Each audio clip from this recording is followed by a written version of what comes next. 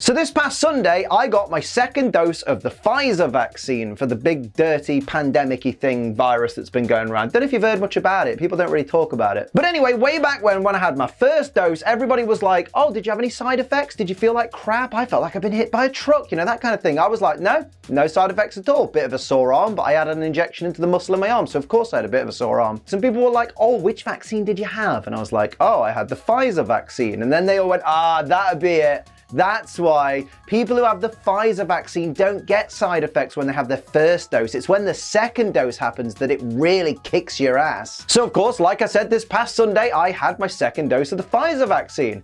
And I'll be completely honest, I feel absolutely fine, mate. No side effects at all. We're 2 days later. This boy doesn't get no side effects from no Pfizer vaccine. I feel bloody great, and I'm just so smug. We start today's episode with Ash's second Pokemon League battle already underway on the rock field, as the announcer says, now the second battle here on the rock field is about to begin. Mate, it's not about to begin though, is it? Both the trainers here are both shown to have only one Pokemon each left, so the battle is very much underway. It clearly began a while ago. Actually, Liam, I think you'll find what he actually meant was that the second battle between Ash and this other trainer was about to begin. Well, no, because that doesn't make sense either. Because if they've both lost 2 Pokemon apiece, then that would make this the third of their 3 battles together if we're going by your logic, wouldn't it? This whole thing's a mess. Also, it'd been nice to know what Pokemon Ash had actually used up to this point. Realistically, it can only be 2 of 3 Pokemon, which are Bulbasaur, Pidgeotto, or Kingler. After all, we know he wouldn't have dared to try and use Charizard at this point, so we can rule Charizard out. We know he hasn't used Pikachu so far because Pikachu's ready and raring to go at Ash's side before he sends out Squirtle as his final Pokemon, and of course we know it's not Squirtle because he uses Squirtle as his final Pokemon. That leaves Pidgeotto, Bulbasaur, or Kingler. Now maybe it's just the wrestling fan in me, but surely after Kingler's massive upset victory in the previous episode, they wouldn't then write him to be knocked out in the very next battle, would they? I guess that settles it. It was Pidgeotto and Bulbasaur that got battered in this match. Confirmed. Another direct quote from the announcer. Each of the trainers has just one Pokemon left. The outcome of this battle could very well be decided by which Pokemon these 2 young trainers select.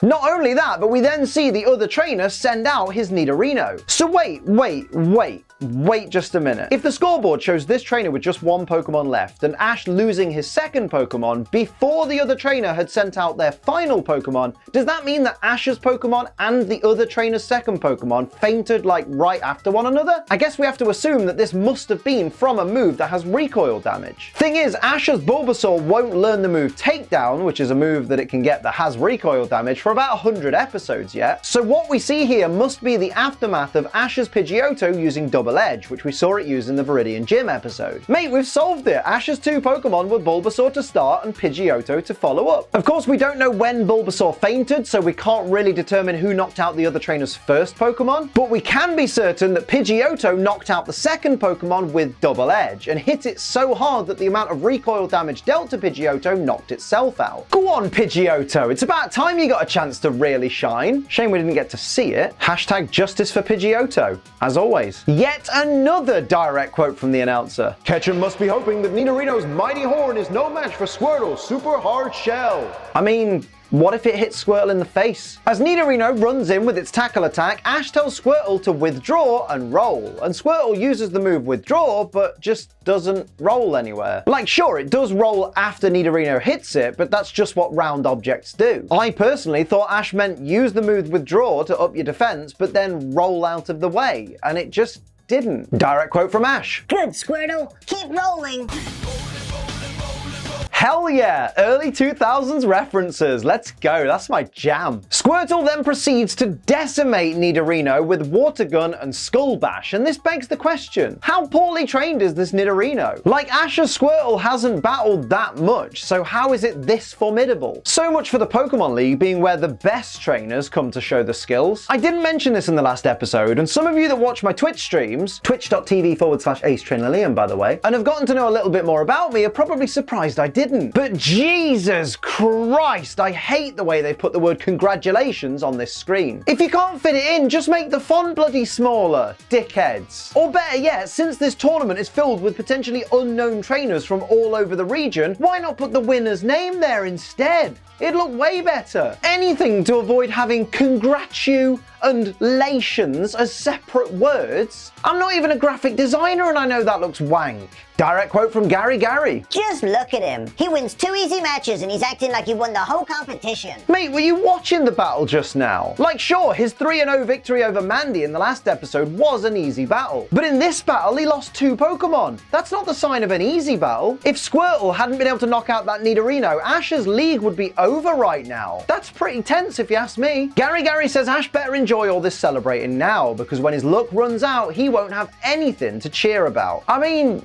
duh. Of course he won't. People whose luck has run out don't tend to be very happy at all. This isn't some cool quip you've just come up with there, Gary. It's just a simple fact of life. Team Rocket are outside, hiding in the bins. Mate, I get that they've been banned from the stadium for trying to steal the central flame with their big giant robot thing, but why are you hiding in the bins? Surely you could just hide behind them or in a bush or something, not actually inside the bins. Let's just hope these are fake bins and they're actually clean. Let's go with that, because it's just horrible, mate. Also, Jesse refers to Ash as Ash. Yeah, not twerp, not loser, just straight up, by name, Ash. I know it shouldn't be a big deal, but the few times that Team Rocket do it, it just sounds so alien. What doesn't feel alien is the warm, fuzzy feeling I get when you tap that like button to show that you enjoy WTF Moments or any of the videos on my channel. Every video that you think, you know what, I'm enjoying this, tap me that like button. It massively helps me out. Let's get 3,000 likes on this video, that'd be lovely. Don't forget to share the video on social media as well and comment down below anything about the video, whatever, because it really helps us in the algorithm, helps the channel grow, helps it stay healthy, and helps the series keep going. If you can't think of a comment, just post something really generic like Pidgeotto did so well. Oh, it's been knocked out. And of course, if you're new here and you haven't already, please hit that subscribe button, turn on all notifications so you never miss an episode of WTF Moments, and hey, who knows, maybe we'll hit 250k by the end of the... Oh, why did you do 250k?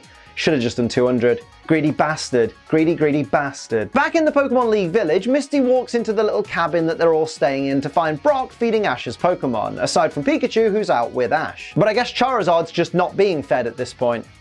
Tough break. Misty's shocked to hear that Ash has gone to find food rather than take his Pokemon to the Pokemon Center to get healed. I have a few problems here. At the start of this scene, it's shown to be basically sunset. Between his one battle today and sunset, Ash has apparently been unable to find time to go and get food or to take his Pokemon to the Pokemon Center. Like, what have these three been doing all this time? And also, what kind of a crap friend is Ash? Ignoring the fact that he's not taken his Pokemon to the Pokemon Center, he didn't even wait for Brock and Misty to get back before going out for food? Like, surely as a group of friends and a group that travels together, they would go and get food together, wouldn't they? To be fair, I don't know why Misty's so annoyed at Ash for not taking his Pokemon to the Pokemon Center. Like, look at Pidgeotto and Bulbasaur. They were knocked out earlier today, but now they seem absolutely fine. This is very obviously a cafe, we can tell from the sign, but there is very clearly the silhouette of a Dratini in the window. So is that Dratini supposed to be one that belongs to a customer that's inside the cafe? But that doesn't make sense because in the anime we've been led to believe that Dratini is very rare. Maybe it's advertising what this cafe cooks? But again, Dratini's supposed to be such a rare Pokemon, so I think deep-fried Dratini would just be a very bad idea, wouldn't it? So what is going on in this cafe? Answers on a postcard. This cinema is showing Pokemon in Love, the movie that Misty Psyduck featured in. Mate, I swear I don't remember them plugging this movie half as much as they actually did. It's crazy how many times it's actually shown up since that episode. This is proof that the Mandela effect is a very real phenomenon. I mean, it could be that, or it could just be that young me was too ignorant to notice these things. A parade goes past with a bunch of Pokemon-themed floats, and mate, it's just tragic. There's only a handful of people watching it go by. It's not like there's thousands of people lining the streets to watch it go by like the Macy's Day Parade or something. It's like they're doing the parade in a ghost town. Like all that effort and construction for bugger all people to watch the floats go by. What's even the point? Like, I don't know why this kid's holding his arms out as if to make sure that nobody pushes in front of him. I really doubt anyone's going to be able to hinder your view of this parade in this lackluster attempt at a crowd. Direct quote from Ash. Wow, they have lots of cool events going on during the Pokemon League.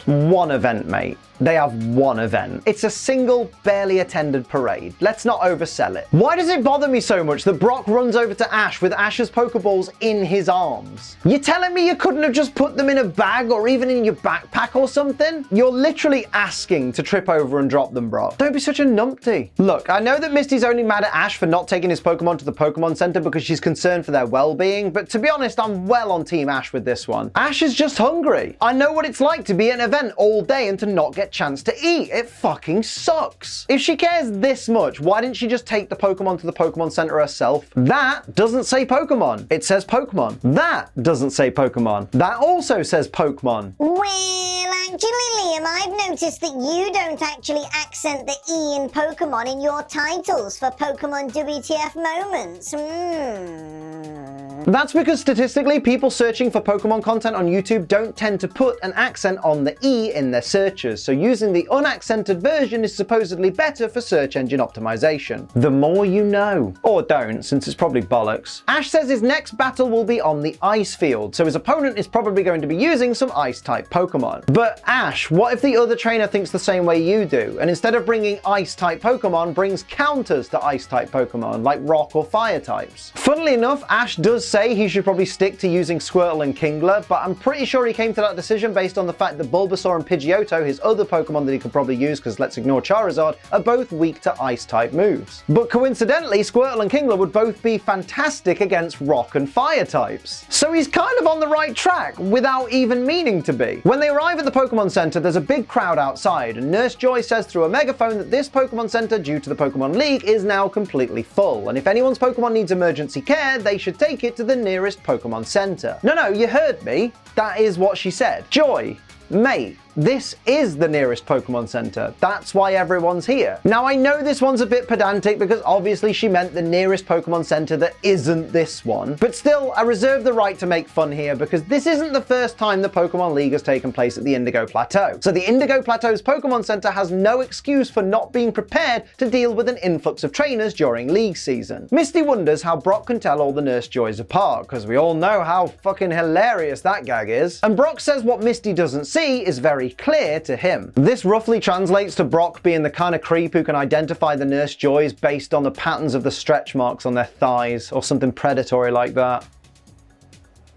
Gross. After they find an all-you-can-eat restaurant, Ash thinks the waitress gave him free food because she's a big fan of his. Misty then explains that anyone competing in the Pokemon League can eat for free here. Finally, I have a reason to enter the Pokemon League. God, I'd get so fat so fast. Seriously, if I have one weakness, it's free food. Pikachu nearly dies trying to save Togepi from falling cutlery, and Togepi finds the whole ordeal absolutely hilarious. Togepi is a sadist. Pass it on. After heading outside, Ash and Misty find Brock go in full simp mode over a bunch of Nurse Joys and Officer Jennies that are dealing with some kind of emergency situation. Now, Brock's simping isn't the WTF moment. The WTF moment is, what the hell is meant to be happening out here? There's a kid screaming, there are people being questioned, there's a Jenny directing traffic, there are Joys and Jennies running about frantically everywhere. What's occurring? Direct quote from Brock. I'd come from anywhere to see a Nurse Joy. I bet you would, Brock. I bet you would. And yes, we know exactly what you mean. Filthy bastard. Time for something positive. I genuinely love how Ash, Misty, and Brock's conversation about Brock not being attracted to this particular Nurse Joy, who's Jessie in disguise, unbeknownst to them, unintentionally baits Team Rocket into performing their motto. Because they say things like Brock wasn't prepared, and that must be the trouble, and stuff like that. It's just clever writing. I like it. As Brock's telling Ash how his internal Nurse Joy detection system is always accurate, Misty yells at Ash to go and get all his Pokemon back. I hate to break it to you, Misty, but they only have Pikachu. We clearly saw during Team Rocket's motto that Ash didn't actually hand over the box that had his other Pokeballs in. I mean, it's still urgent, and they definitely should be focusing on getting Ash's Pikachu back, but I'm just saying they don't have all of his Pokemon. Holy crap, Brock's getting involved right from the off. You're feeling alright there, Brock, mate. Usually you just leave Ash to sort this kind of stuff out. I guess he must just be really mad about Jessie impersonating Nurse Joy, huh? Not to rag on Brock, because he is actually helping, but why doesn't he get Onyx to do this all the time? time. I've talked a lot about how Pidgeotto should probably just burst Team Rocket's balloon every single time because it's been shown to be able to do that. But if Onix is able to straight up grab the balloon out of the sky, bring Team Rocket down to the ground so they have to deal with the repercussions of their actions, why doesn't Brock bring it out more often? And after all this, all the Pokemon Centers conveniently have spaces available and Ash rushes off to go and get his Pokemon healed. So basically, Misty was having a thrombo earlier over nothing. They found time to both eat and get Ash's Pokemon treated. Brock's the only one who didn't get to eat, it seems. Poor Brock. We cut to the next day and oi, no, stop this. Yet again, we join a battle in progress. Both Ash and his opponent have lost one Pokemon each. We want to see these battles. I really wish Pokemon would learn, although we are watching an episode that aired over 2 decades ago, so I know they haven't learned, that we want to see the full, uninterrupted Pokemon battles between Ash and other trainers. Is that really so much to ask, especially during the League arcs? Also, why is Ash shown as the red trainer here when he's on the green platform? I'd understand if, like, battle to battle it was different, but every battle Ash has had so far, he's been on the green platform. Ash is against Pete Pebbleman from Pewter City, and neither he nor Brock recognize each other. I mean, Pewter City's not a big city, and Brock was the gym leader in that city for quite a while, so you'd think they'd have at least met. Speaking of, have you met my friend G Fuel?